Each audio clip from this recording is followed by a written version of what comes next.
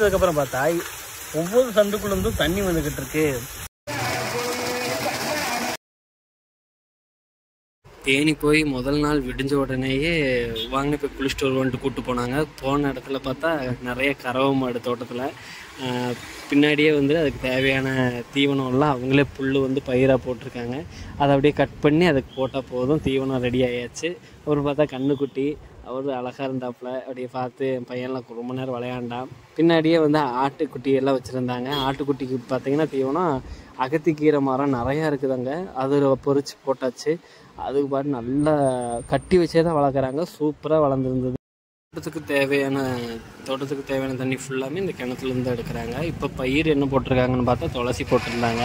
Pump settle குளிச்சுட்டு ஆடிட்டு காலையில் குளியல் அங்கேயே முடிச்சுட்டு ஒரு 11 மணி போல் ஆற்றுக்கு போனோம்.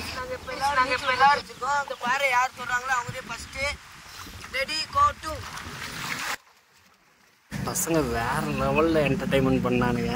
ஆற்றுல நல்லா நீச்சல் அடிக்கிறாங்க.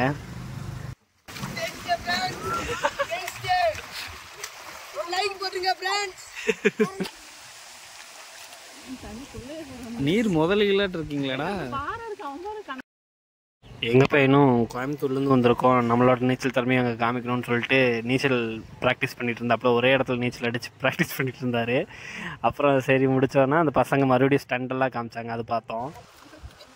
ஓய் ஓ பார்த்துடா, இது ஆயிரப்போது. சரிங்கப்பா, சூப்பர் சூப்பர். குதிப்பேன் தெரிகிறதா, குதிக்கவா?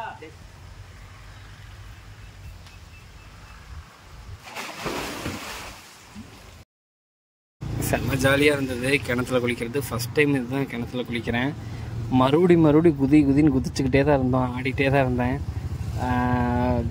கிணறு அவ்வளோ சுத்தமாக நீட்டாக மெயின்டைன் பண்ணியிருந்தாங்க. நல்லா இருந்துச்சு, சுத்தமாக இருந்துச்சு தண்ணி. நல்லா நீச்சல் அடித்து விளையாண்டுட்டே இருந்தேன். நீச்சல்லாம் நான் ஒன்றும் அவ்வளோ சூப்பராக அடிக்க மாட்டேன், ஃபுல்லாக காக்கா நீச்சல் தான்.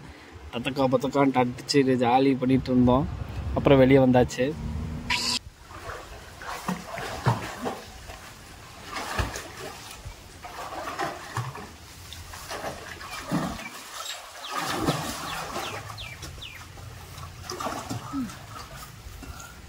உள்ளே வந்தேன். என்ன விருந்தாளிகளுக்கு இத்தனை பேர் வராங்க? ஏடி விருந்தாளிகளை பிடிக்க முடிஞ்சா?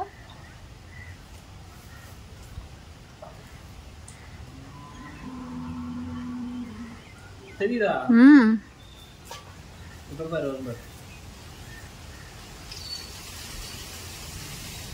போய் குளி நானே.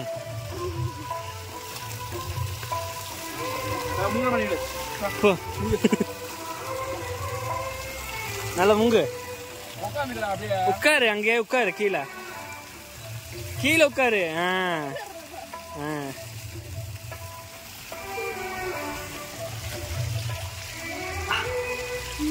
கிணத்துல குளிக்கும் போது தான் பார்க்குறோம் இந்த விஷயத்த. பம்பு போட்டு தண்ணி எடுத்துட்டாங்க ஃபுல்லாக.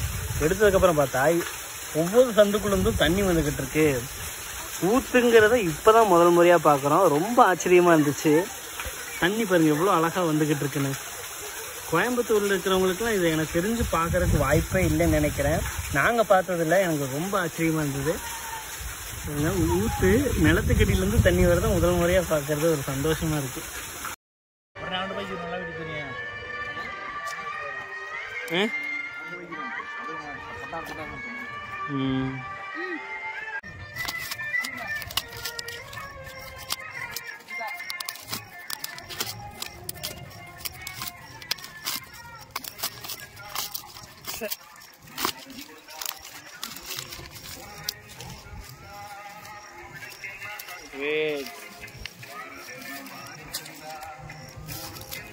அருமையாக இருக்கு.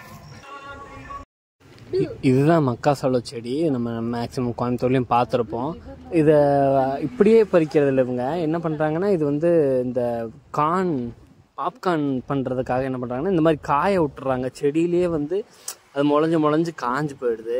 இப்போ அதில் ஒன்று தான் நாங்கள் பறித்து ஒன்று உரிச்சு பீல் பண்ணி காமிச்சோம் உங்களுக்கு. அது பாருங்களேன், அதுலேயே இருக்குது. அதை காஞ்சு போயிடுது. காஞ்சு போனோன்னா மொத்தமாக வந்து ஃபேக்ட்ரிக்கு அனுப்பிச்சி விட்டு இந்த பாப்கார்ன் பேக்கெட்டுக்கு ரெடி பண்ணுறதுக்காக அனுப்பிச்சி விட்றாங்களாமா. அதெல்லாம் பார்க்கவும் ரொம்ப ஆச்சரியமாக இருந்துச்சு. தோட்டம் ஃபுல்லாக இப்போ துளசி போட்டிருக்காங்க. பார்த்தீங்கன்னா இது 3 நாளைக்கு ஒருக்க ஈரப்பதம் கம்மியாக தண்ணி ஃபுல்லாக பாய்ச்சணும். ஒவ்வொரு பாத்திக்கும் வெட்டி இந்த மாதிரி கஷ்டப்பட்டு வேலை செஞ்சு பாத்தி கட்டி உள்ளே தண்ணி அனுப்பிச்சு அப்புறம் மறுபடியும் அதை மூடி விட்டு ஏகப்பட்ட வேலை பார்க்குறாங்க. நம்மளாம் கோயம்புத்தூரில் சொகுசாக ஏதோ ஒரு வேலையை பார்த்துட்டு சின்ன கம்பெனி வேலையை பார்க்குறோம். இந்த மாதிரி கஷ்டப்பட்டு வேலை செஞ்சாலும் விவசாயத்தோட அருமை தெரியும்னு நினைக்கிறேன். தக்காளி விதை போட்டால் தக்காளி முளைக்கும், தக்காளி செடி முளைக்கும்ல, அதுதான் தெரியும்.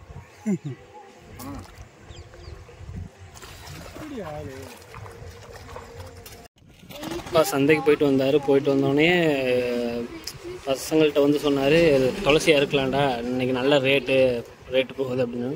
வந்தோடனே கட்டான்னு அறுக்கிறாரு. அவரோட ஏஜுக்கு இப்படி வேலை செய்கிறாரு, ஆச்சரியமாக இருக்குது. என்னாலேயே 5 நிமிஷம் குமிஞ்சு அந்த மாதிரி அறுக்க முடியாது, அவ்வளோ வேலை செய்கிறாரு. அதான் சின்னதுலேருந்தே அவங்களுக்கு அந்த ப்ராக்டிஸ் இருக்கிறதுனால ரொம்ப சூப்பராக வேலை செஞ்சாங்க. கட்டான்னு அறுத்து எனக்கு தெரிஞ்ச ஒரு 30 கிலோ 35 கிலோ சேர்த்துனாங்க. இன்றைக்கி தான் வந்து நாங்கள் போன அன்றைக்கி கல்யாண நாளுங்கிறதுனால நாங்கள் கல்யாண பிஸியில் இருந்துட்டோம். அதனால் ரொம்ப லேட்டாக அறுத்துருக்காங்க. இல்லைன்னா கரெக்டாக 4 மணிக்கெலாம் வந்து தலையில் லைட்டை கட்டிட்டு அறுக்க ஆரம்பிச்சிடுவாராமா.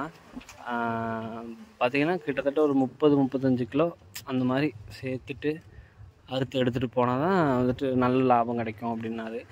இதுவும் அறுக்கிறதுலேயும் டெக்னிக் இருக்குது. ஃபுல்லாக அறுத்துட்டா வந்து செடி வாடி போயிடுமாம்மா. புதுசாக தளைஞ்சு வர தலையை மட்டும் அறுத்துட்டா மறுபடியும் அந்த நுனியிலேருந்து மறுபடியும் இன்னொன்று தளைஞ்சு வருது. அடுத்த நாள் மேகமலை கிளம்பலான்ட்டு கிளம்பும் போது தான் ஐயாவை பார்த்தோம். ஒரு வீட்டுக்கு முன்னாடி நின்றுட்டு போர் போடுறதுக்காக டெக்னிக், அதாவது எங்கே நீர் விட்டுருக்குன்னு கண்டுபிடிச்சிட்டு இருந்தார். சரி இது புதுசாக இருக்கே, இதையும் எடுத்து போடுவோம் அப்படின்ட்டு உங்களுக்கு காமிக்கிறேன் பாருங்களேன்.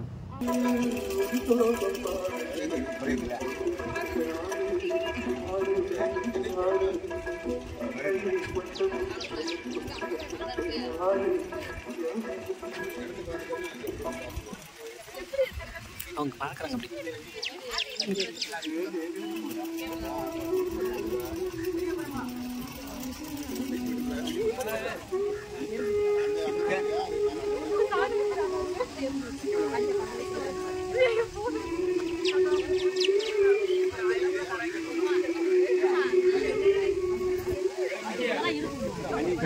கரெக்டாக சொல்லிடுவாங்க. ஓ